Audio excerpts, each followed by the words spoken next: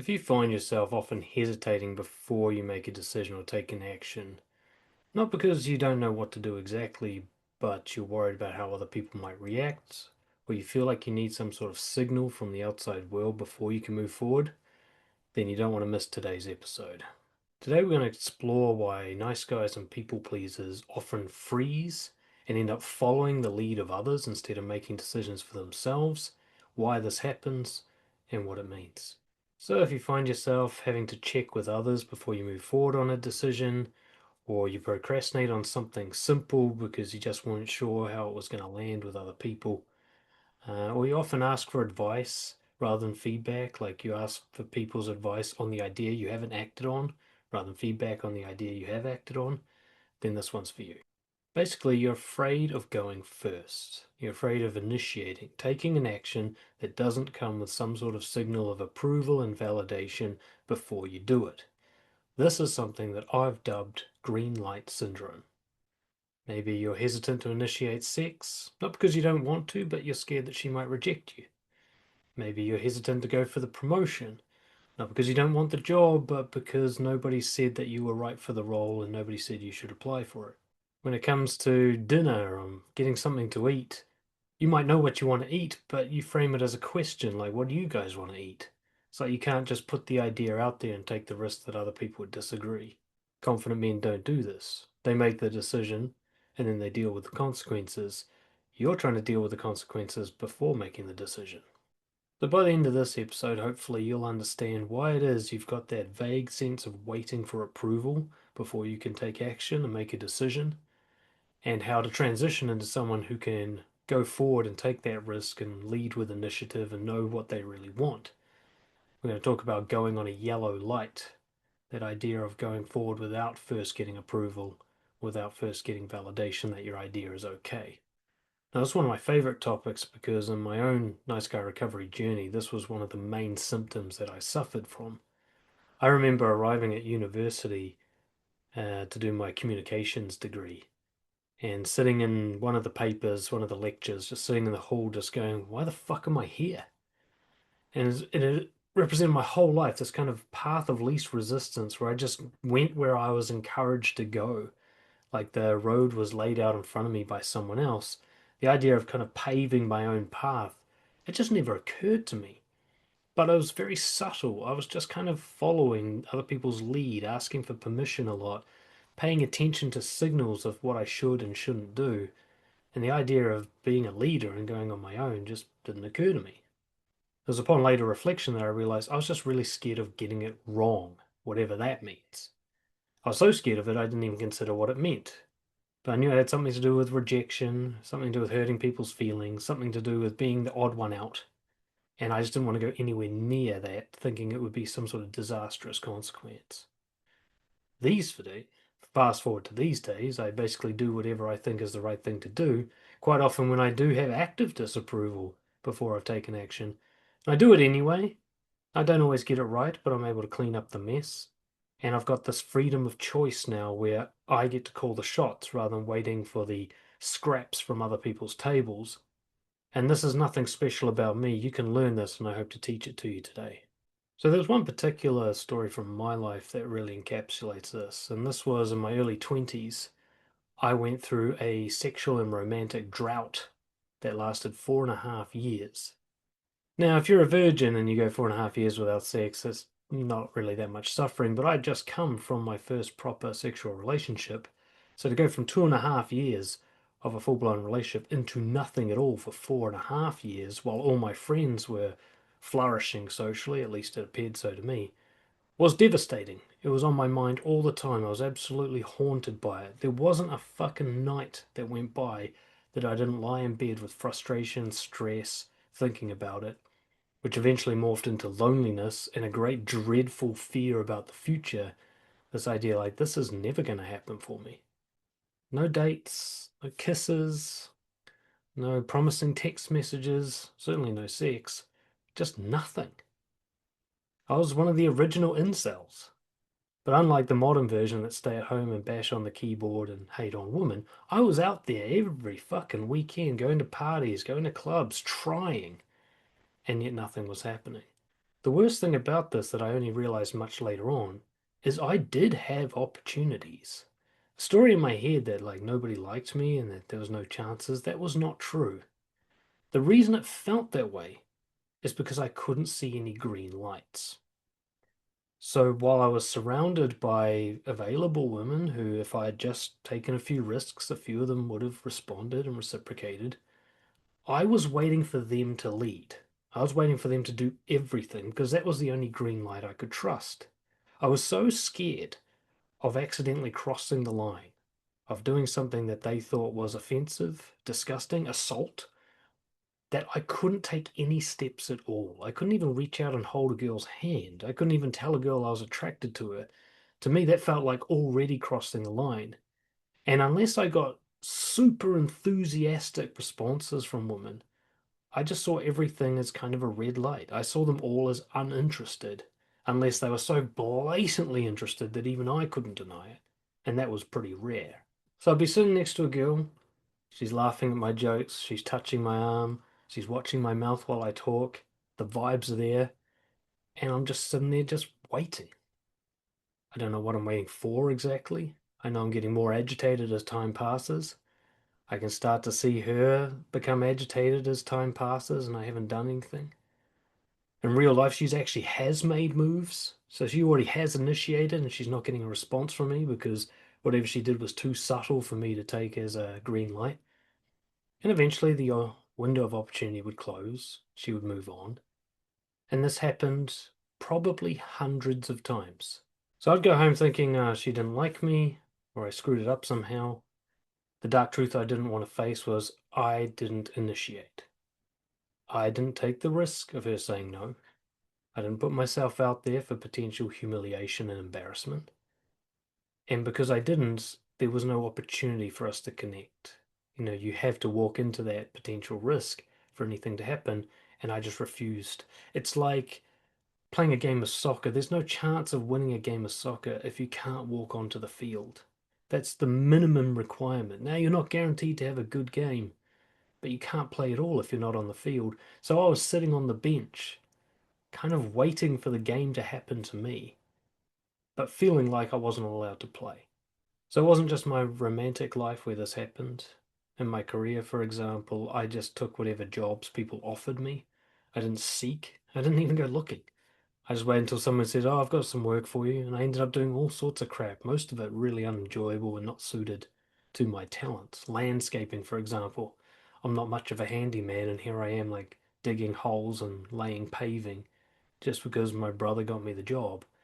Like that was just symbolic of my whole life. I'm just waiting for someone else to lead, waiting for someone else to invite me, waiting for someone else to go, "Yeah, you should do that." And then I'd just do it thoughtlessly, mindlessly. I'd be grateful for the opportunity.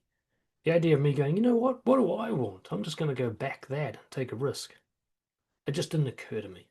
One of the things I refused to accept at the time, or maybe it's better to say I was blind to it, is that confident people didn't behave like me. See, I thought of myself as a good person for all this waiting. This green light syndrome, I self-justified it as being a decent person who didn't want to harm anybody else.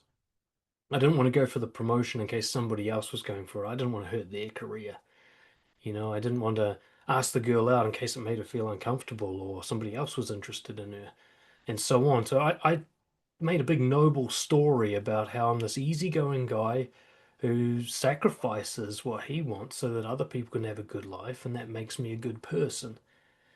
It was one way to kind of sleep at night, you know, when you're sexless for 4 years in your early 20s and your career sucks and your health is going down the shithole and your social life is just getting like more and more scarce and your life's kind of falling apart, you need a story to kind of live with this.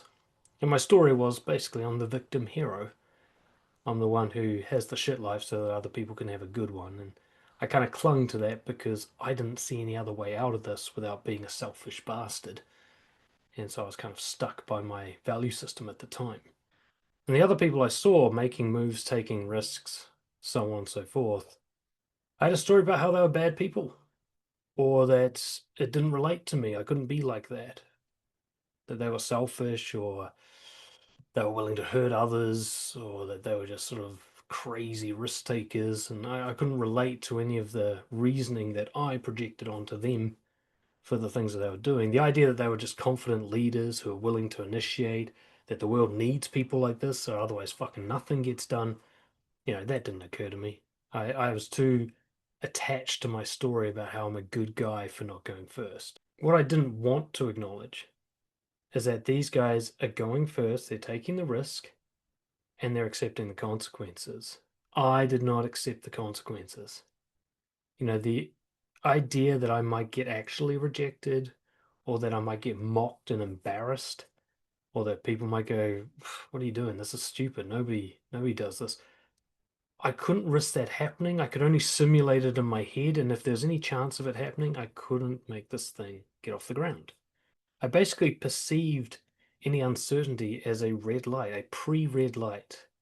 I would kind of simulate things going wrong and assume that that was the only available option because I wasn't seeing a green light.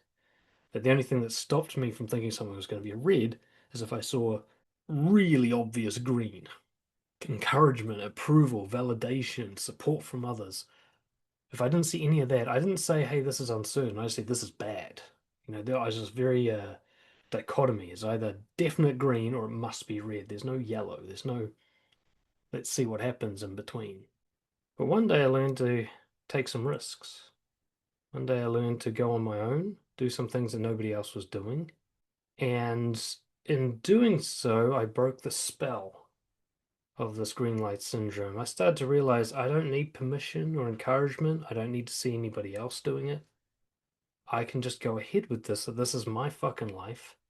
And most importantly, that nobody else out there knows what the fuck they're doing. There is no right way to live. Nobody has this shit figured out. I started to realize that all these people I'm jealous of are also doing this thing. That they might look like they're making moves and taking initiative, but they're just following cultural norms. That they're just doing what they've been told to do and they've been encouraged to do. So it looks like they're taking initiative, but they're actually just following. I might have looked like I was taking initiative to other people. When I got a new job or joined a band or whatever, I might have looked to people like, this guy's making moves. They didn't see the fact that I was invited to do this and encouraged to do that, and I wouldn't have gone near it otherwise. But I started to see through this delusion that everybody else has got shit sorted. And that gave me the courage to start making some moves. And today we're going to break this all down so that you can figure out how to find that courage for yourself and start making some fucking moves. So, what is this thing that I call green light syndrome? Let's break it down. I think the best way to look at it is the examples. Do you ever say yes when you really want to say no? Because other people have said yes, and because it seems like the normal thing to do is say yes. Have you ever felt responsible for how other people feel about your decisions? That somehow your decisions must match how they feel? Like how I went to university so that my parents would feel proud of me. Do you find yourself asking people, what do you want? And the thing that you're about to collaborate on, even though you already know what you want, right? So you might ask them, like, what do you want for dinner? Even though you know you want to eat pizza already. But you don't say, I want to eat pizza. You say, what do you want? And that you're willing to drop whatever you've decided you want, just like that, if they say something different. Do you find yourself avoiding trying something just because you're unsure about how someone might react to it? You're not even guaranteed to get a bad reaction, you just might get a bad reaction, and that's enough for you to not even start a thing. Do you find yourself needing reassurance before you make a decision rather than just acting on it? Like you need some sort of committee approval before you can move forward with something. Do you find that you often stay quiet and not say what you really think until you hear somebody else say the same thing and feel like you have like a supportive crew for your side of the argument? Here's a big one. Do you ever change your decision because of the way someone reacted to it? Like it seemed like a good idea and then someone gets upset and that actually becomes feedback for your decision, which you then change as if them being upset is somehow proof that you've done something wrong. I guess that's one way of categorizing it. Do you think other people being upset is evidence that you've done something wrong? Have you ever avoided making a move because you weren't 100% sure that it would go well, that it would be welcomed?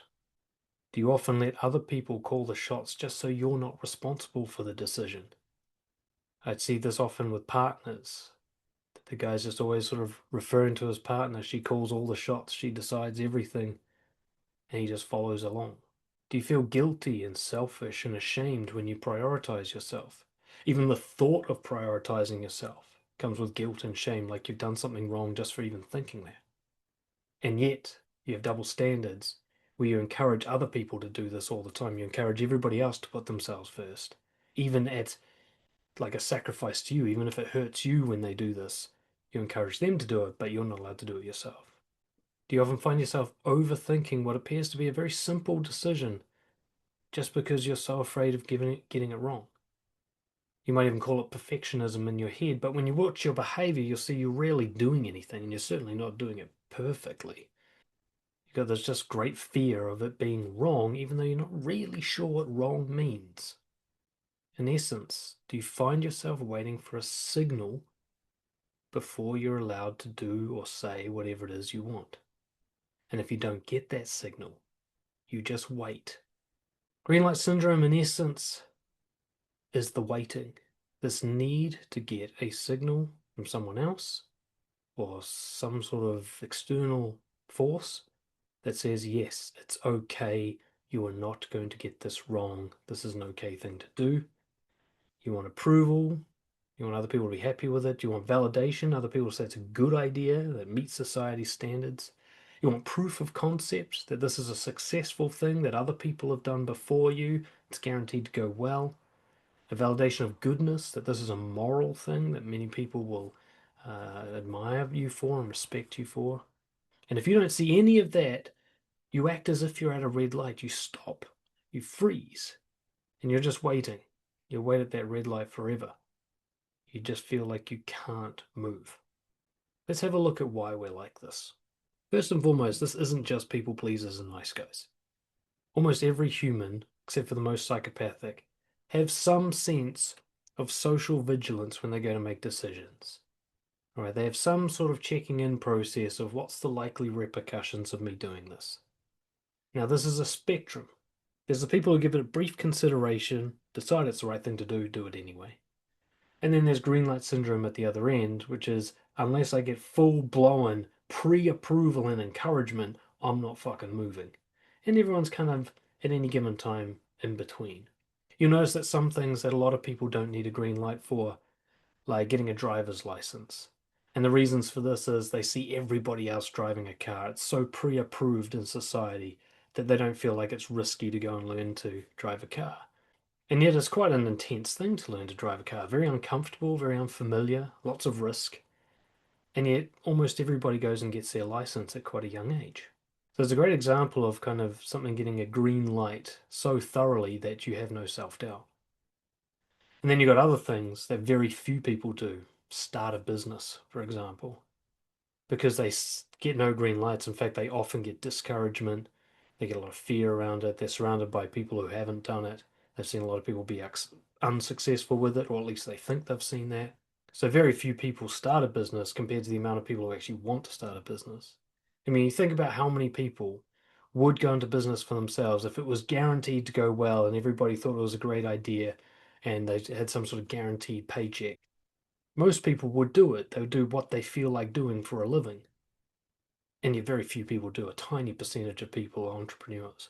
But I'm talking to the people at the extreme end of the spectrum, the green light syndrome people who really struggle to make any kind of bold, counterintuitive move without first getting a big old pat on the back from society and from the people they look up to.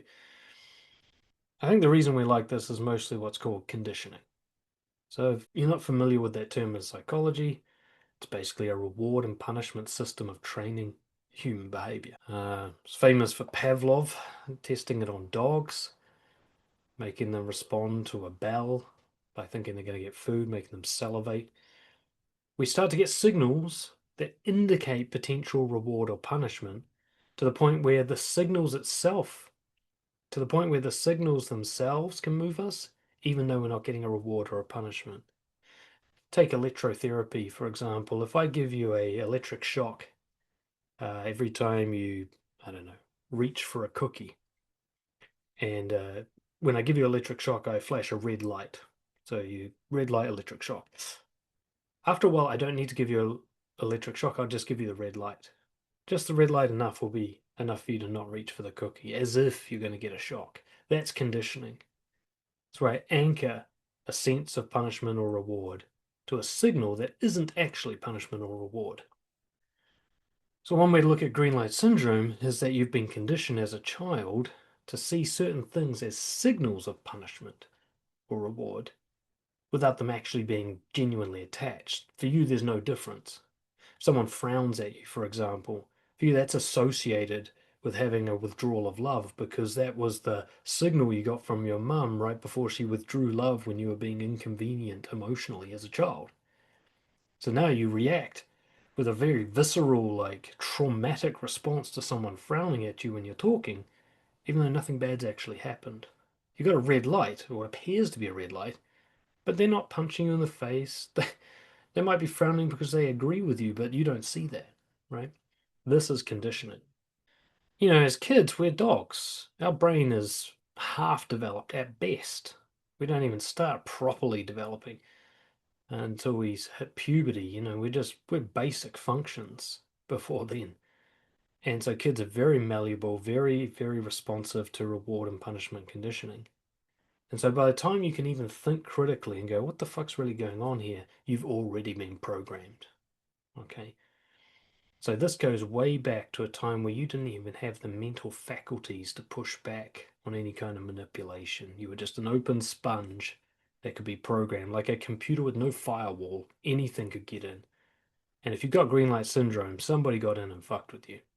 All right, somebody taught you that you have to get a signal from the outside before you're allowed to act. This could be strictness, it could be unpredictability, but something told you that you going out on your own and making shit up and taking the initiative was a very fucking bad idea. It ended with some sort of punishment, usually an emotional punishment, perhaps even a physical one. And so now when you see a sign that you might be taking initiative due to the reactions you're getting from the outside world or the lack of positive enforcement you're getting, which can also be a problem because when you tell a child, good job, too many times, they start to go, okay, so that's what good is. They can't figure it out for themselves. You know, I'm really working on this myself as a parent at the moment. It's so fucking hard because I'm so proud of my kid all the time. Like, I'm definitely not being objective. She draws a straight line. I'm like, oh my God, that's the best line ever drawn. I can't help it, you know. But I'm trying to stop saying, that's such a good painting, or you're so good at that. I keep failing at this. I'm trying to ask her, like, well, what do you think about it? How do you feel about it? Because I want her to be self-directed when it comes to deciding what's right and wrong and what's good and bad. But I had both when I was a child. I got conditioned, like, if I tried to do something that wasn't approved of, like, I had to get permission for fucking every move that I made. I had very strict parenting. They adjusted as they got older, but I got the strict version.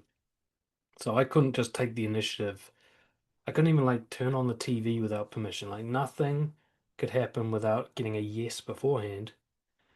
And also, I got a lot of positive reinforcement, but not necessarily in a helpful way. I kind of had to keep going to get validation. Like, look how well I did. Is this good? It is good. Yay.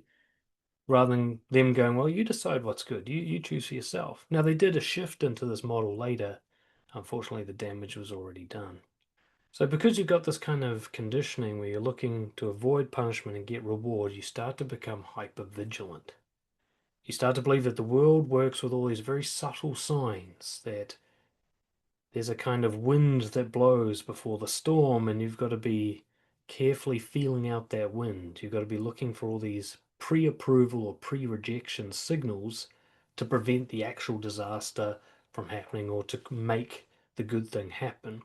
So you start to read people and read your environment. You start to profile what's good and bad according to your culture, your society that you're in, the family you're in, what your friends approve of, and so on. You start to build up a kind of rule book.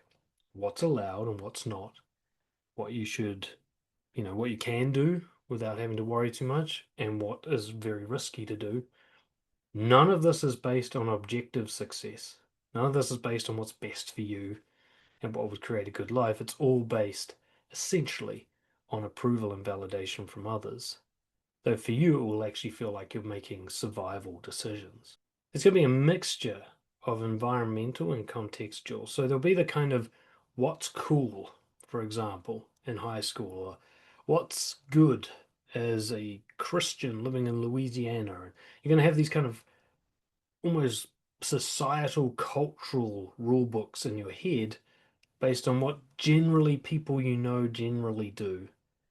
And that'll all have a kind of pre-approval green light, right? So those are the things you feel safe doing because you've seen everybody else do it, like getting a driver's license. You've seen everybody else do it. You've never seen anybody get punished for doing it. It generally gets rewarded. And so you just kind of gravitate. Those are the, like, it's kind of like the paddock that you're in. These are things within the fence. This is the grass you're allowed to eat because everyone else is eating it. But this will always be tempered by your in the moment context. Like, who are you with right now? What are their preferences? What's the situation you're in? And sometimes this changes the rule book. There might be the things that are really fine. You can do this with your family anytime. But you go to somebody else's house and you just throw that rule book out and you're like, let's wait and see what these guys are okay with. So your own house, you might just go into the fridge and help yourself to food. You go to someone else's house, you'll sit there starving until somebody offers you something to eat. You won't even ask, right? So you're always going to be hyper vigilant to what this context's rules are and very, very careful about not breaking those rules. So you're basically just constantly waiting for a signal. You're waiting for instructions. You're waiting to be told how to do it and when to do it. You're not even really sure what you want. You just know that you want to play by the rules. You want to make sure whatever it is you do, the reaction is good. Even if that means compromising your own values or doing something you don't even like or find boring, or just occasionally doing something you like, but just by coincidence it happens to line up with what's okay. It's a very limited way of being, but it's a safe way of being, isn't it? This is all just about emotional safety. It very quickly became an instinctual thing for you, didn't it? It's not like you sit there doing a pros and cons analysis, costs and benefits, reviewing all the rules consciously. It's more like a gut instinct thing. If you don't feel safe, you just kind of freeze. You just got this hypervigilance, this radar starts pinging, you get a sense of what's cool, and then you do it. I used to notice this with my sense of humor. Like, I always talk about this, I was like the funny guy in my group. Might be hard to believe now, but I used to be hilarious. And what nobody saw, it looked like I'm just joking around, having a good time with like great timing and a witty sense of humor. But in here, it was just gears turning. I was just constantly scanning, assessing, profiling what's going to be funny for this group at this time, for this person. And if you were to actually track me over different situations and different people, you'd see different types of humor happening. When I was around a certain group of friends, I'd say really sick, twisted, fucked up jokes because that's what tickled them. But if I was with my parents, for example, I'd make sort of witty, sophisticated, intellectual, pun type jokes. And I was at my, university, I made a lot of sarcastic comments. Like, I was actually different styles of humor that I'd carefully curated depending on my audience and developed through sort of very careful trial and error testing. Again, that would be green light. Like, I wouldn't make a sick joke unless I saw someone else make a sick joke and get a laugh and realize, oh, that's what works here. And then I would do it. So it was really like gut feeling. I was watching this happen. It was happening too fast for me to really be consciously making decisions. It was just this kind of, I had a sociopath say it, this chameleon effect. I'd just fill the vessel. I was like a gas. I'd just take the shape of whatever the vessel was.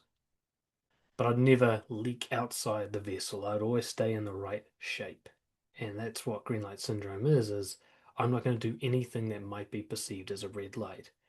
So it'd be kind of ironic. I'd be in a group making really sick, twisted jokes. It might look like I'm really controversial and really offensive. But what you don't see is I have very carefully mapped out the safety of this and realized this is completely safe for me. I'm not doing anything dangerous. Everyone watching finds this funny. So it might look like I'm a big risk taker and really confident, but actually I'm playing it safe. And I think this is maybe why I didn't give feedback that I'm doing this, because it didn't look like I was doing it. I went and played in a band. People will be like, well, not many people play in a band. Takes a bit of balls to get up on stage, so on and so forth. They don't see I was invited to go play in this band. That I wanted to play in a band for so long, but I couldn't reach out to anybody. I was just sitting there with my instrument. And even the band, like, I was a guitar player and they said, we need a bass player. So I'm just like, all right, bass it is. Just so happened to be lucky that I actually ended up enjoying playing bass. But that was very much green light syndrome. I wasn't like, no, it's guitar or nothing. I'll start my own band. I was like, whatever you guys need, I'll play fucking tuba if that's what you need. Just please let me be part of the group, right? There's a kind of desperate safety there, but from the outside, it would have looked like I was a risk taker, which is why nobody sat me down and said, bro, fucking you need to lead. One of the main reasons we're like this is because anything that isn't green got a red. However it is we received it growing up, when we stepped out of line, it hurt. A lot of it would just be love withdrawal. We'd just get a very cold, emotional response for doing something that wasn't lined up and convenient and within the rules.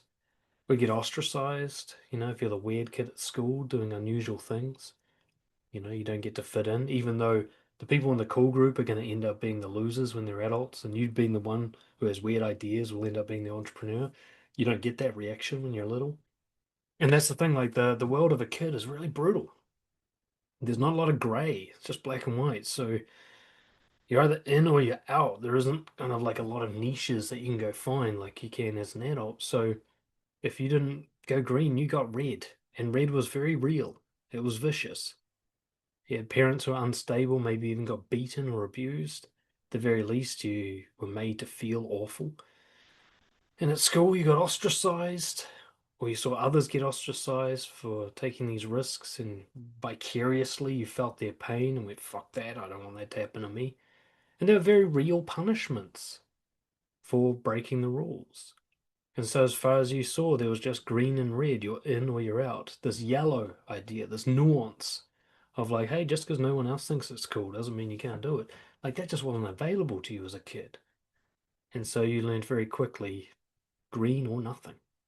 Everything outside of green feels very dangerous.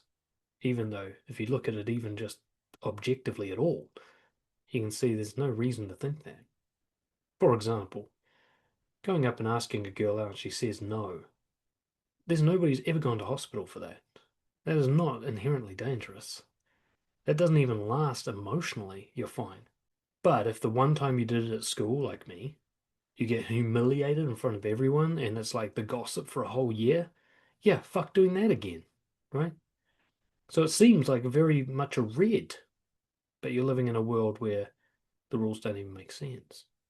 So this is why yellow light feels like red. There's yellow, there's this thing where you're like, it's not clearly established that something bad is going to happen. But because it's not clearly established that something good is going to happen, it gets put in the bad category. Like it's good or it's bad, not it's good, it's neutral and bad. There's just two categories.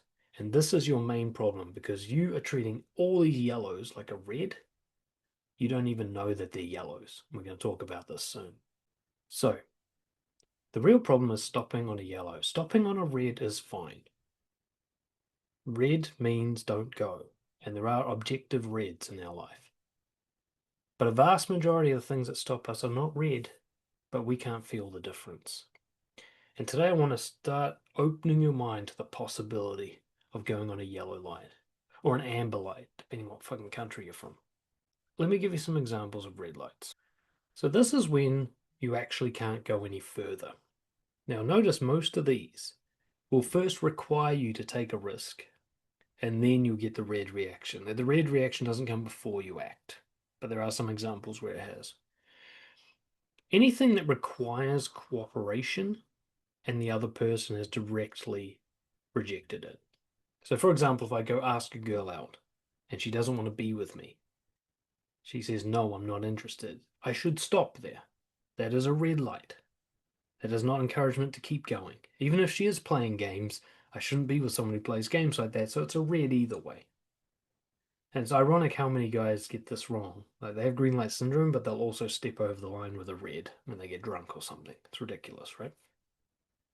So if something requires the other person's full cooperation and consent to move forward, and they say no, that's a red. But notice you have to ask them first. to get that red. You can't guess that it's a red. Something that has a strong, unbiased test that flops terribly. Like you put out a new product with a really good marketing campaign and a test, and absolutely nobody buys it. That's a red light. That's saying this is not a good business idea. Notice you have to go and test the product to get that feedback. You can't guess that people will react this way to it. Another red light is you've given it your all physically, and you literally can't go any further. So let's say you're doing pull-ups at the gym and you get to 6.5 and your legs are kicking and you're about to pass out because of the lactic acid buildup. Yeah, that's a red light. Being scared of doing pull-ups because people are watching, that's not a red light. You have to start doing pull-ups to actually get to the limit. So there are physical limits, but you have to get there to know what they are.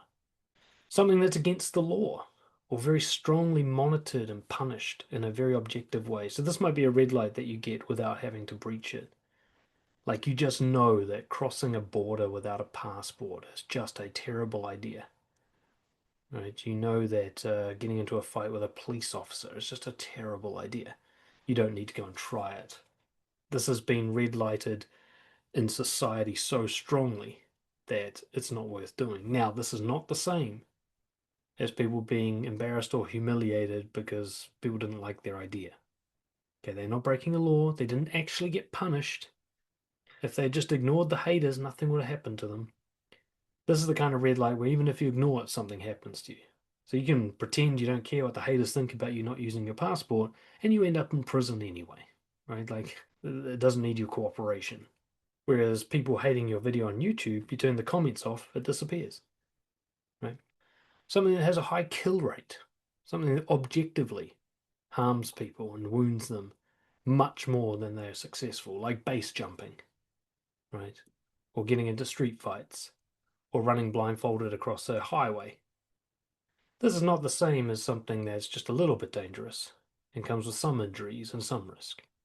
This is something that's just stupid. That could be a red light. That doesn't mean you can't go base jumping.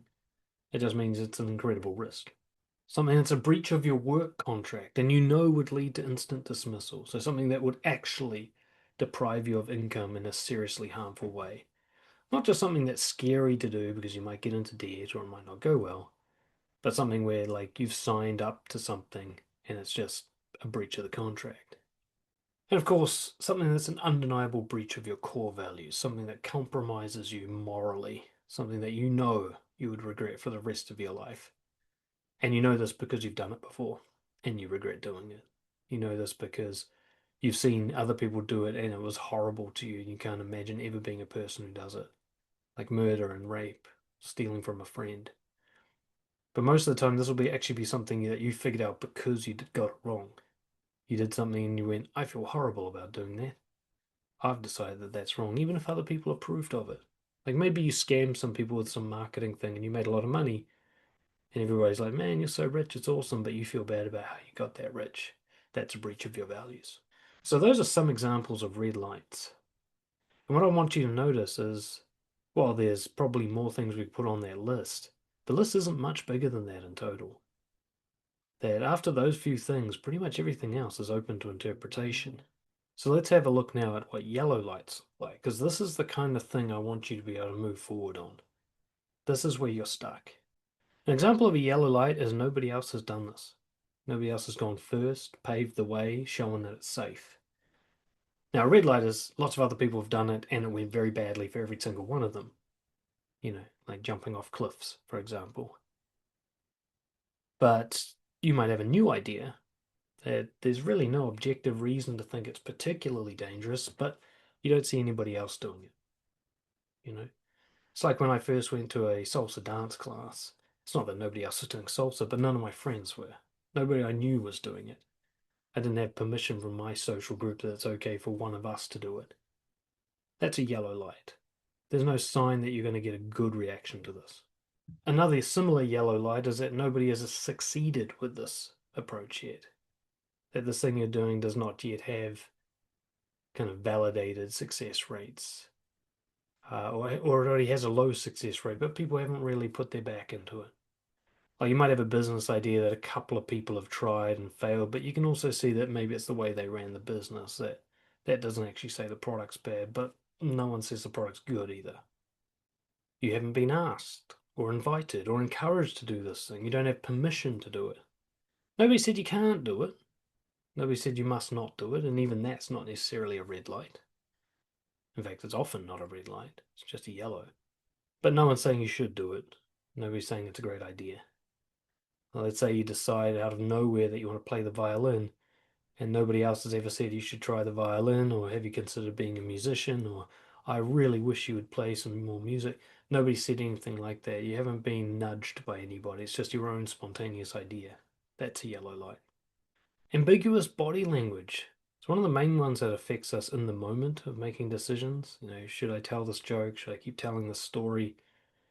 Should I go for what I want with this person? Things like yawning, frowning, blank face, or disinterested looking face, somebody being quite serious. None of these things are red lights. A red light is somebody saying, "No, stop, or I'll punch you in the face," right? Like that's a red light. Or "I reject you entirely, never talk to me again." That's a red light. But someone just going like, that's not actually a red light. It's yellow. I remember learning this one. I used to go and approach strangers, primarily women, on the street. I might go up to them and say, "Look, I wanted to come and say hi. I think you're really cute or you're gorgeous." And 90% of the time, the first 5 seconds, their face was just like, and I used to take that as a rejection. I'd be like, "Sorry, have a good day, bye," for the first like 30. And then somebody told me, "Hey, just wait a bit. They haven't actually said no yet. They haven't left yet. This isn't necessarily a rejection." So I stayed, and more than half the time, after 5 seconds, they would actually smile. And so that first frowning shit that I was seeing was them processing.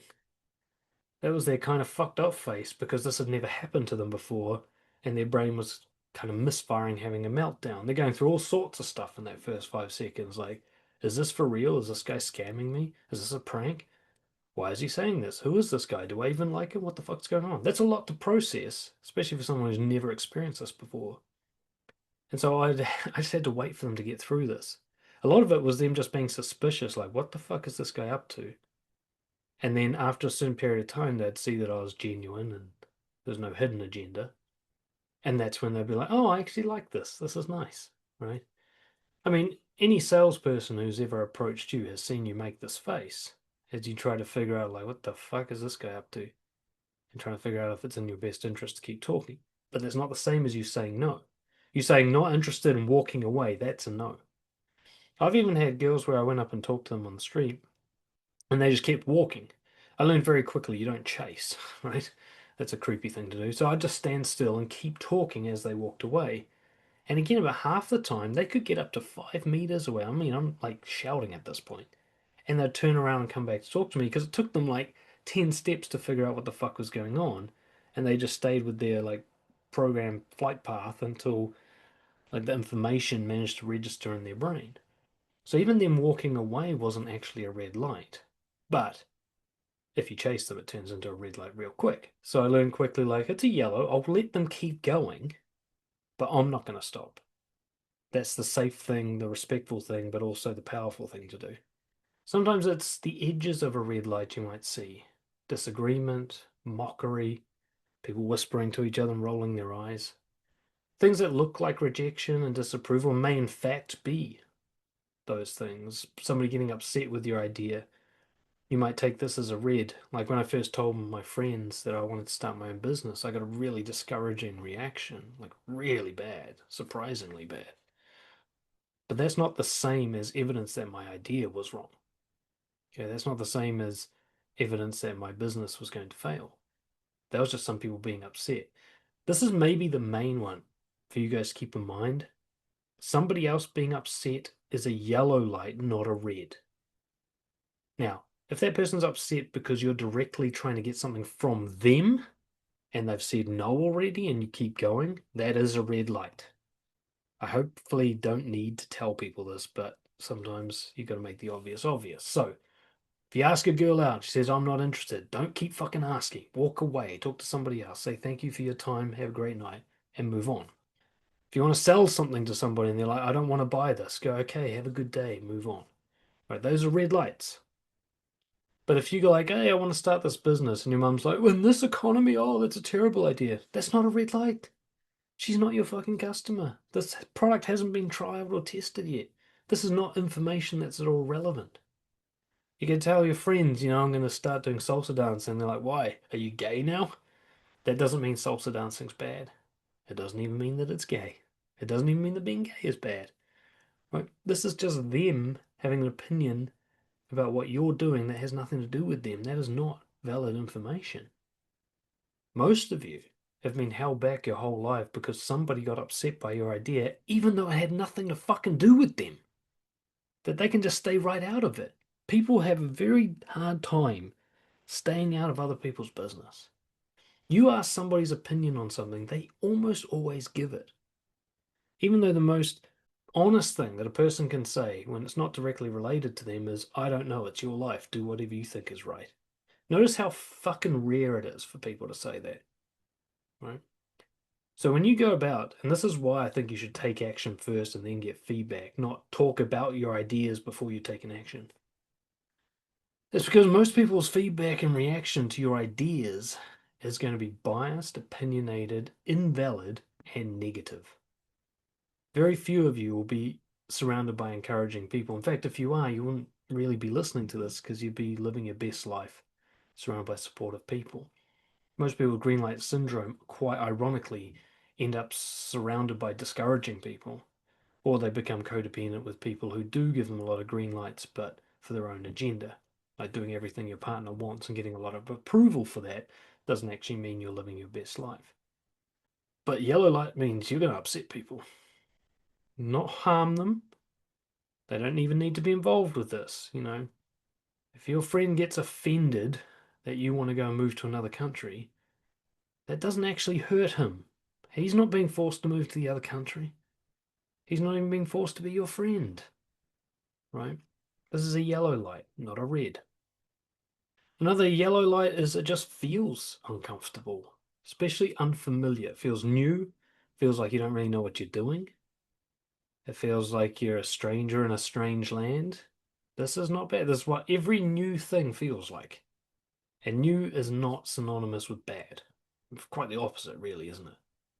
So if you feel like really uncomfortable and unsure of yourself, like you show up to the martial arts class, let's say you go to jujitsu for the first time and you just get absolutely fucking smoked because you have no idea what you're doing. Hey, that's everybody's first time. It's everybody's first 10 times. Right? There is no beginner at jujitsu who's good at it. None, really. All of them get gassed out. All of them have zero technique. All of them have sore shoulders and elbows afterwards. That's normal. That's not a red light. Now, if you go to the jiu-jitsu class and everyone there's super aggressive and they bully you and one of them permanently injures you just in a playful bout, that's a red light. But if you're just tired and sore and confused at the end of it, that's just a yellow. All right, that just means, hey, I'm not sure about this yet. Something being unpopular. Again, not a red light. There are a lot of things that are very popular that should be red. Have you noticed that? There's a lot of things that a lot of people do that are actually really stupid. Drinking alcohol. Nearly everyone you know does it. Terribly bad for you. Right? There's like basically no gains in doing it. You can have a much better life without it, but nearly everyone does it. Does that mean it's good? No. So not drinking will actually get bad reactions. I can tell you from experience that when you stop drinking around drinking people, they get really offended. It's weird how sensitive alcoholics are about people leaving the tribe. So you're going to get a bad reaction to something. It's going to be unpopular. It doesn't mean it's a bad thing to do. In fact, most of the things that are like objectively the healthiest, smartest, kindest things to do are in the minority. You look at the way the majority of people behave, it's kind of selfish, kind of insecure, needy, and greedy. Very few people act confidently. Very few people are objectively healthy. We now live in a world where most people are objectively obese with all sorts of health conditions. And so being healthy and confident and doing what's good for a high quality life is going to be unusual. It's going to be in the abnormal category, and this often means it's going to be in the unpopular category. Another yellow light is that your first attempts are not immediately rewarded. that you don't crush it straight out of the gate. You don't get approval or success. Let's say you start a band. Every band you know that's really famous and really good, their first few gigs sucked. Maybe the first few albums flopped. Certainly the first few songs. Other than some of these kind of pop stars that were groomed by pedos from birth, most bands sucked for years before anybody heard of them, right? And so if you're doing something new that's good for you, there's a really good chance you're going to suck for a while and probably a lot longer than you really were ready for. I started playing chess like 6 years ago and I still kind of suck. It's been a really long time. Now, I am slowly getting better. I can see that, but it wasn't anywhere near the accelerated rate that I was hoping for, right? But that's not a red light. That doesn't mean I shouldn't play chess. There's plenty of rewarding reasons to play chess, even if I never get good at it. So just not being good at something immediately doesn't mean stop doing it. There are a lot of you listening to this, watching this. You will have a trail of lost hobbies and interests behind you because they didn't kick off immediately, right? I've got so many behind me that it's actually scary to think about. I think I could have been a good actor. I think I could have been a great musician. I think I probably even could have been a really good fighter, like a martial artist. But this is all just a list of hobbies and interests that I gave up on quickly or compromised in some way to fit in because it didn't go well right away, you know? I might have already talked about this one, but it's not the kind of things your friends usually do. So I'm not just talking about unpopular stuff, but stuff that like your particular circle, it's like a breach of the cultural norms. It might be your whole country, or it might just be your circle of friends or your workplace. It'll be something that like nobody you know does. But you might know that other people in other groups do it, right? Like I said, when I quit drinking, nobody I knew was quitting drinking. It was just me. When I started a business, nobody I knew was starting a business. But I knew that other people around the world did this, clearly. Well, I mean, we all worked for somebody, didn't we? In fact, I knew that there were people just outside of my circle doing it. The father of one of my friends was a great entrepreneur, and he was the only one who encouraged me outside of my own family when I wanted to start my own business. So he was one step removed. His children didn't encourage me, and my close friends didn't. But just one step outside of the circle, there are people doing what I wanted to do, you know.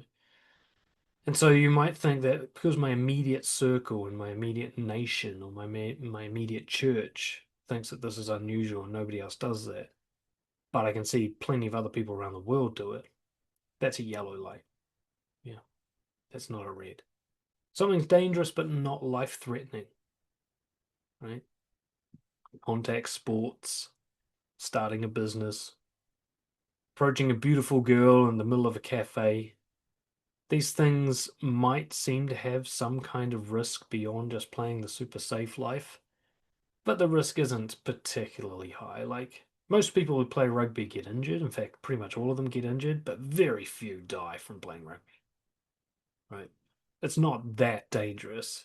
It's just a little bit rough. It's even the same with martial arts. Like, most people who do martial arts are going to sustain an injury, maybe even a concussion, but die from it? Probably not. Probably no more at risk of doing martial arts than you are driving in a car, which you have no fucking problem doing, right? Getting in a car is like the most dangerous thing you can probably do. Like, if heart disease doesn't kill you, a motor accident will, right? Statistically. And yet you treat all these other things as if they're more dangerous. So just because something comes with a bit of pain and a bit of risk, just because, if you go and approach 1,000 women, maybe one of them will slap you or throw her drink in your face. I mean, it never happened to me, but it could happen. I know it happened to somebody else. But still, the ratios, we're talking like less than 1% of the time. So it's not that dangerous, but the risk is there. That's a yellow light. You're allowed to get a bit hurt. Life is rough, man. This shit, this body, it's designed to take a bit of a fucking hammering, right? Like, we're not fragile little things. We're flexible organisms. We can get by like missing organs, missing limbs. We can get by blind and deaf. Like, we're designed to take a bit of a fucking battering. I think it was Hunter S. Thompson was talking about, like, if you go to your grave all perfect and undamaged, then you haven't really lived. Like, It's like a rental car, like put it through its paces. Don't be so precious with the fucking thing. But all this great stuff that you want to do with your life, there's going to be some risk there. I mean, I have been punched in the face from being confrontational. Now, it's less than 0.01% of the confrontations I've had. So the risk is not that high, but there is some risk of violence if you're going to be confrontational. That being said, I also got punched in the face when I wasn't confrontational. In fact, I got punched way more being a passive nice guy than I did being a confrontational person who stands up for himself. So what is the risk really? Another yellow light is, your boss or the authority figure doesn't approve, but it's not actually technically a breach of your contract. A police officer might be grumpy at you, but that doesn't mean you're breaking the law. This is one that often, like, an authority figure says, no, you shouldn't. But if you look at the, like, actual legal requirements, they can't say that, or at least that they have no authority to stop you. I remember first testing this at university. I'd be in a lecture and I'd be bored and I'd be like, huh, I can just walk out of this lecture. I still get my degree. It's like the lecturer doesn't want me to, and he might send me a grumpy email, but that's it. So often other people, an authority figure saying no, doesn't mean you can't. It doesn't mean it's a red light. And this particularly applies when it comes to authority. Like if a police officer says you must do this or you can't do that, ask them to cite the legislation. Are they just saying that because it makes you easier to manage, or are they legally entitled to make you do this? Because this comes down to like the Milgram experiment, the Nazi soldiers and everything. Like you've got to be able to say no to authority when you know that what they're saying is not legitimate and not good. But if you think, hey, no to authority is a red light, I can never do that, then you're the kind of person who can be convinced to do a genocide. So notice that all of these yellow things, they're uncomfortable. They might get what you feel is a bad reaction. They might not go to plan. There might be some pain and loss and confusion along the way. But that's not the same as a red light. These are not definite stop situations. And there's so many opportunities waiting for you on the other side of these yellow lights. If you go through this intersection, there's a whole fucking world waiting for you there. Getting through the first couple of years of starting my business was fucking hard. It sucked. I was doing 90-hour weeks. I didn't know what I was doing. Most of the shit I did didn't work. But now, like when I go and hang out with people who are lifelong employees and they can't even choose what days off they have, I'm so glad I got through that couple of years. It's the same, like I'm married to the girl of my dreams. I've got a wonderful daughter. And this is all because I went and got rejected by thousands of women, right? If I hadn't done that, I would have never had the balls to initiate with her, right? So there's a lot of great things waiting for you on the other side of yellows. And sitting at a green light feels safe, but it's such a restricted existence that I guarantee you that life sucks. It sucks. There's very little you can do on a green light. There's very few things in life where you just get a big, easy win. Most shit you got to go out and earn and take some risks and take a few hits. And if you're not willing to do that, you miss out terribly. If this is all sounding like you, there's a quiz I've got in the comments or the description of this podcast about nice guy syndrome. Fill it out, and I'll be able to give you some personalized custom feedback on how you can break through this for yourself. All right, let's transition now to talking about how to deal with this. How can we learn to go on a yellow light? Because even if you agree with everything I've said so far, you're probably still scared to make these moves. That as a concept, it sounds like a good idea, but in real life, when rubber hits the road, you freeze and panic. So, how do we get over this? How did I get over this? The key you've always got to keep in mind is you're going to go on a yellow light. I love this analogy, I've used it so often. It's like you're driving up to the intersection, the light's yellow, you don't know if you should stop or not.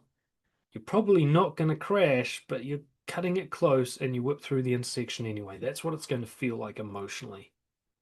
It's going to feel dangerous, risky. It's going to feel like you're going to get disapproval for doing this. People are going to honk at you. You got to understand you are not running a red light. Okay, there's a big difference. Very few things in life are a red light. And if you think a lot of things are, then you're misjudging these, and you've got to start seeing that difference. You're gonna feel like you're acting without enough information. You're not ready just yet. You're going too early. That you're breaking some sort of unwritten rules, or maybe even written rules. That you're being a bad person, even though you can't objectively point to any real harm that you're doing besides offending people or going against what they feel is like best for you. So you're not actually harming anybody, but it kind of feels like you are. It feels like you're maybe being selfish, like you're not being considerate enough of other people and what their needs are, or that you're being foolish, like you're doing something that's just obviously stupid, that it's just ridiculous that you're even trying to do this. These are the kind of feelings you're going to have, really. Like when I first started approaching women, none of my friends were doing it. They'd get drunk and dance near girls in a nightclub or start texting girls off an app or something. But just going up to a girl and saying hi, nobody did that. So when I first did it, I was just like out on my own in the wilderness, being watched and judged. It was very, very uncomfortable, and that's just from what my friends were saying. Then I had to get the girls' reaction. The first few times I did it was an absolute crash and burn. And so there was really no encouragement. There was no signs like, hey, you're on track. This is a good idea. Things are going to work out. There was no sign of that. But there was also no sign that said stop. There was no sign saying this is not going anywhere. This is terrible. It's just, this is hard. That was it. And I came to understand like, if something feels hard and difficult and really uncomfortable, but I'm not really doing any harm and I'm not being stopped, and I am seeing some glimpse of progress over time, then I should keep going, even though nothing emotionally is telling me to keep going. The kind of data from the outside world is. So you won't see red light evidence, but you will see yellow lights. Okay, you will just get this sense that you're not being encouraged, that you're kind of out in the wilderness, cutting a path through the forest. Nobody's following you, nobody agrees with you.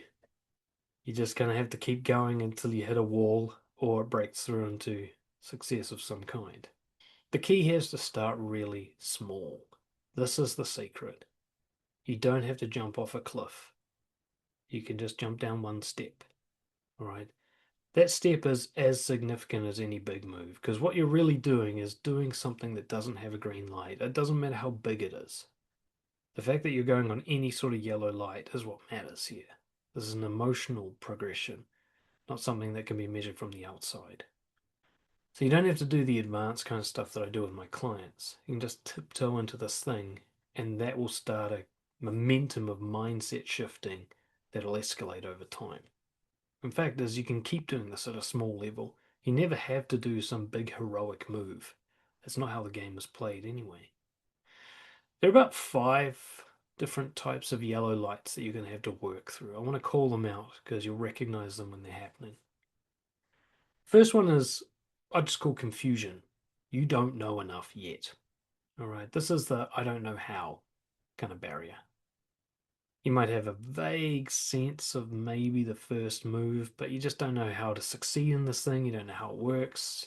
You might not know where to park the car to go to the class. Like it's just a confusing mess. That's a classic yellow light where you have to start before you know. Seems like impossible, but the truth is you can wing it. The next one is the leadership yellow lights. There's no sign that this has been done before.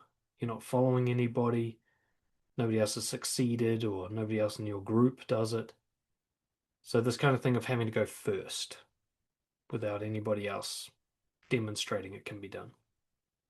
The third type would be the rejection risk yellow light. The sense that not only do you not have encouragement or permission or pre approval, but there's a moderate to fair risk that you're going to get pushed back, right? That the thing you're doing, you've seen has a risk of rejection. You've seen other people get rejected, or you just understand that something like this has a low success rate, or at least anything less than 100% success rate. The fourth one is just the basic discomfort yellow light. You feel that it's unfamiliar. You feel nervous about doing it. You feel a sense that it's going to be difficult, like a hassle, that kind of stoppage internally. And the last one I've got on my list here is one of the most devious, which is the delay yellow light. The very reasonable justification that this could be done another time, that you don't have to do it now. You know, could be put off till later. So I'm going to give you some practical tips to get through each of these five. With the confusion one, basically you just wing it. At a very small level, you just show up and see what happens. For most of these things that you want to do, there's a kind of showing up move that you can think of. Let's say you want to start exercising. You can just show up to the gym. You don't even know how gym memberships work. You don't even know what hours they're open. But you know where the gym is and where to park the car. And that's all you've got. So you just show up, you go to the front desk and you'll be like, I'm new. How does this work? And maybe they say, oh, you can have a free trial. And you just go on and you're seeing all these big buff people and these intimidating looking pieces of machinery. And you're like, fuck, what the fuck's going on? Just go have a fiddle around, just potter around. Go watch some people on the machines. Maybe when someone's finished, go try it, see what happens. Go lift a couple of weights, put them back down again. Just be a newbie who just fucking feeling things out. Let's say you want to write a book and you're like, I don't even know how people write books. Just start writing about something, knowing that you could delete this page, throw it away. Just you want to put words onto paper for the first time, just get a feel for the idea. That's how you deal with confusion, is just show up and do a little bit, just totally winging it. All right, that experience will give you feedback. Even if it goes terribly badly, you show up to the gym, they're closed for renovations. Like, fuck, I don't get anywhere with that. So, okay, well, at least you know where it is. You know when they're going to be open. Your next move is planned for you. The leadership one, you got nobody else showing you how it's done, where to go. This is the one where you got to do the tiniest step that doesn't require any cooperation. What can you do all on your own? Leadership doesn't mean you're being followed. It just means you go first. You might be the only one who goes. So let's say you want to start dancing and nobody you know wants to dance. Nobody you know has ever done dancing before. Just go and dance by yourself. Put on a YouTube instructional video and dance in your lounge. Go to the dance class by yourself. Just show up and put your head through the door. Like, just do the first move that doesn't require anybody else to be involved. Just to cross from 0 to 1. And then no obligation to go any further. Just let that experience give you feedback as to what you should do next. Risk of rejection. The key here is, how do you keep the audience size and awareness as small as possible while you move forward on this? Like when I first started approaching girls, I did it without my friends knowing. I went to a part of the city where I knew nobody would be, and I went and just did it with nobody knowing what I was doing. Did it anonymously. So there were people witnessing, but nobody I knew. You could, let's say you want to start writing, you could publish your first article on a website that you know none of your friends would ever read or go to. Or you may go to some Reddit forum that nobody's on and under a pseudonym publish your first thing, right? So you want to expose yourself to some reaction from some people, but you want those people to be as unimportant to you as possible. Like, where can you go where you don't care that much about their reaction, where there's very little repercussions for you socially, just to ease yourself into some people reacting to what you're doing so that you can build up a tolerance. If discomfort is a yellow light, just general discomfort, you want to reduce the size of the task to the smallest version you can think of, right? Keep bringing it down until it's manageable. So you don't want zero discomfort because that means you're back into green light syndrome. But you also don't want abject terror or like puking with nervousness level of discomfort either, right? We only need some discomfort. Let's say, for example, you want to go and approach strangers, but the thought of it just makes you want to be sick. Well, how about just walk around and make brief eye contact with people? Like, what's the smallest version that's a bit beyond what you normally do? You just, oh my God, going to the gym, everyone's going to watch me, I'm so fat. Can you do a couple of push-ups on your floor in your lounge by yourself? Like, can you go from 0 to 1 in such a way where it's so small that it's embarrassing to yourself to say no to it? You feel like you can't say no to it because it's just such a small ask. In fact, your brain will tell you that's too small, it doesn't count. That's the right size. If it's too small, but you haven't actually done it yet, that's progress. And the last one is the delay. Like this is the most devious one that your fear will use. It will say, yeah, you can do it later. Start the diet on Monday. Wait until your boss is back from holiday to apply for the promotion, or, it's not summer yet. You can start approaching people when the sun comes out. Do 1% of it now. As soon as you have the idea, do something. Make it that delay is never an option. Now, you can't do it all right now. There might even be legitimate barriers. You get an idea in the middle of the night and everyone's asleep and all the businesses are closed. Maybe you literally can't do all of it, but you can do 1% of it. So let's say you want to start a business and you just get this idea at 9:30 at night and you're like, oh my God, it's 9:30 on a Friday night. I wouldn't even need, I wouldn't even be able to start anything until Monday. Spend 2 minutes thinking of a name for your business and write it down. That's it. Make sure that at least something happened. That's how you overcome the delay. So again, you're always going on a yellow light with all of these things. You're not waiting for that fucking green. You're going, I'm going to go anyway, and we'll see what happens. But I'm not going to take some gigantic risk that I can't yet handle. I'm not going to go leaping off the cliff with faith. I'm going to tiptoe forward. So at least I go from 0 to 1. There's a kind of meta level issue here, which is you don't need permission and approval to start dealing with green light syndrome. Like this podcast is the most approval and encouragement you're going to get. The reason you still suffer from green light syndrome is because you're not surrounded by people who are pushing you to fucking get shit done and take a risk. Whoever you're surrounded by is quite happy with you playing the following position. It's quite happy with you succumbing and asking for permission and being really convenient. So you're gonna have to do this on your own. Like, you have my permission. That's the only green light you're gonna get for this shit. It is always gonna feel a bit like walking the plank. Like, all these things I did, like starting dancing, approaching strangers, starting my business, there was just no encouragement from anyone before I started moving. Right? Like, there was nothing to wait for. Even when I did, like, I think when I first wanted to start my business, I told a few people about my idea before it. None of their responses made it any easier to get started. None of their responses were a green light because none of them could say this is definitely going to work out. And even if they did say that, I didn't believe them because I knew that they don't know what they're talking about. And most of them said don't do it.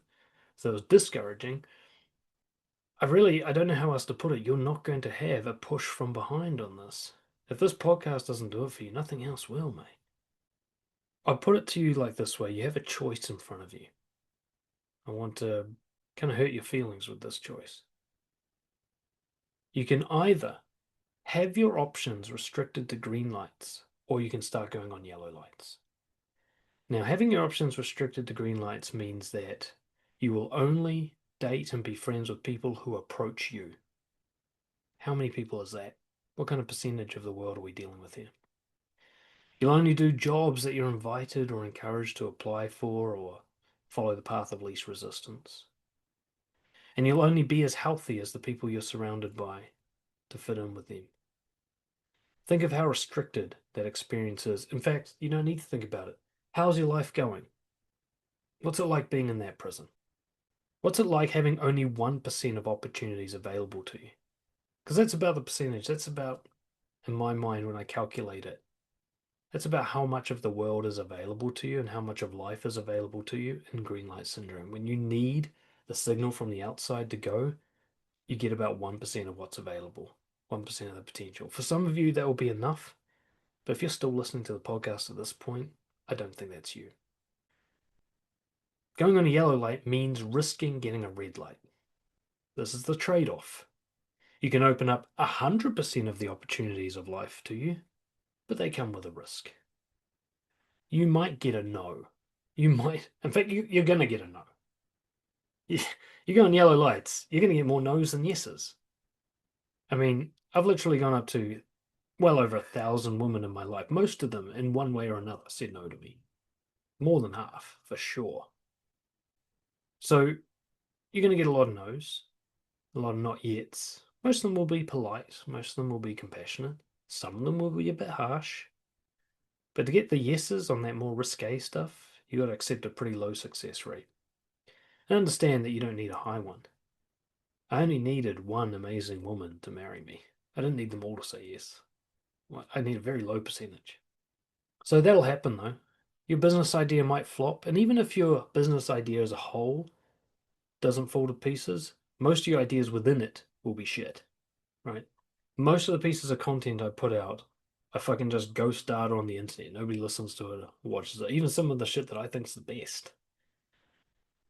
Most of the time when I've offered my services to people, they say no more than they say yes. Like I have trial coaching sessions with potential clients, and about 60% of them don't end up working with me. And that's after they go through all the qualification barriers to get to that trial session. Like I don't have those sessions with just anybody. I do them with people that are like really likely to be good for coaching, and still more than half of them say no. So that's the kind of yellow light life in business. Now, if you're an employee, it's green light, you get paid no matter what you do. But when you run your own business, you don't get paid unless you get shit right. And yeah, you might get sucked into trends that turn out to be a dumb idea. You will make mistakes.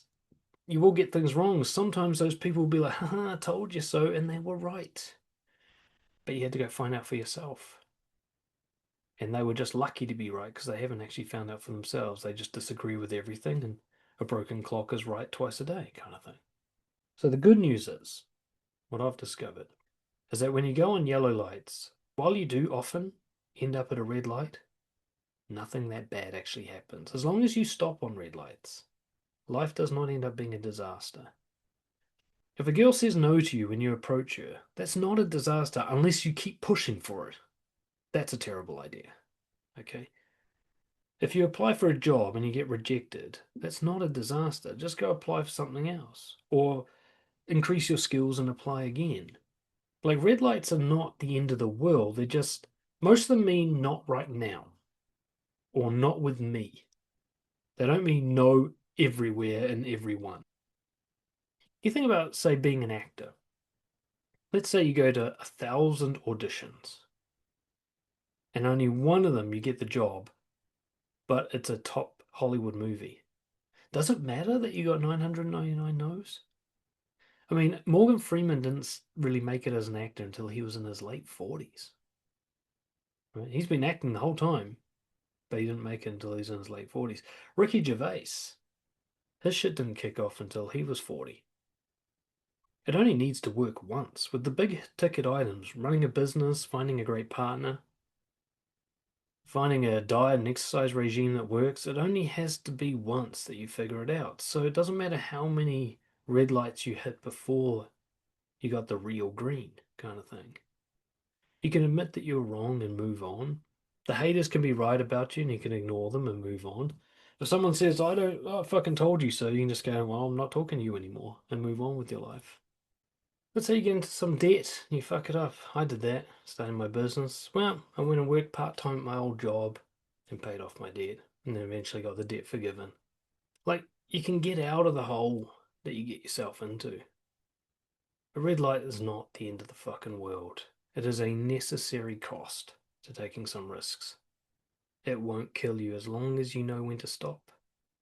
If you invest in some crypto and you lose all your money, don't put more money in, right? Like just stop when it's definitely red and move on to something else. But if it's yellow, if you're seeing progress but it's not really sure yet, so on, just keep going because if nothing else, you'll get wiser and smarter and more skilled for the next thing. Of course, if you want to become the kind of man who doesn't need a green light, who calls the shots, who leads himself and actually enjoys taking risks and doesn't get hurt by rejection and things going wrong, get in touch, dan@brodo.org, and I'll help you become that guy. I'm not special. Anyone can do this shit. They just need to shift the mindset into risk taking. Then the whole world, all 100% of the options open up. And it's way, way fucking better. Thank you so much for listening. I'll see you next time.